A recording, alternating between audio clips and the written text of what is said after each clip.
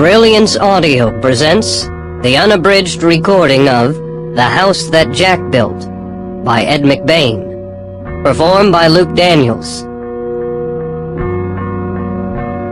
1. This is the farmer that sowed the corn, that kept the cock that crowed in the morn.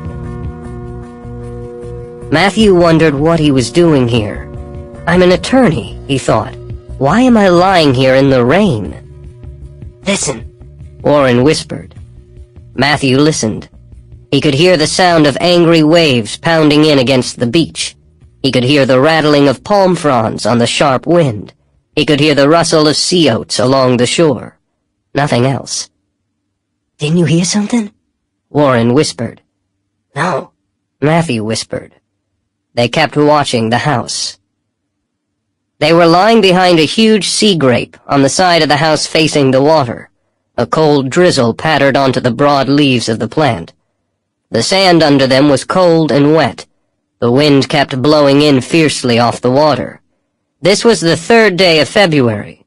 It had begun raining on the morning of the murder. It had been raining steadily for the past 5 days. Words. You listened to words, and they didn't mean anything until the pictures began to form. In the beginning, Matthew hadn't conjured any images. He had heard only the string of words coming from Ralph Parrish's mouth. Parrish had come down to Florida to see his brother, drove down from Indiana a week ago. Wander, Indiana, his license plate had read. Came down here for his brother's 40th birthday. Parrish's brother was gay. Parrish knew that. But he hadn't been prepared for his brother's party, here in the house on the beach. Men wearing dresses, men dancing with each other, kissing other men. Parrish had gone up to his room at 10 minutes to midnight. At a few minutes before 7 in the morning, Parrish heard his brother screaming. He ran downstairs. 52 or 3 years old, Matthew thought when he first met the man.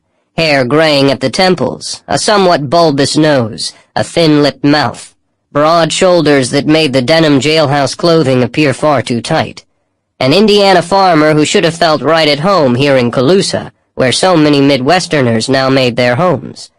But he'd been arrested for killing his younger brother. Words. Jonathan, the brother, greeting his Friday night party guests. Despite the chilly weather, he is wearing pleated linen slacks and a designer silk shirt unbuttoned to the waist.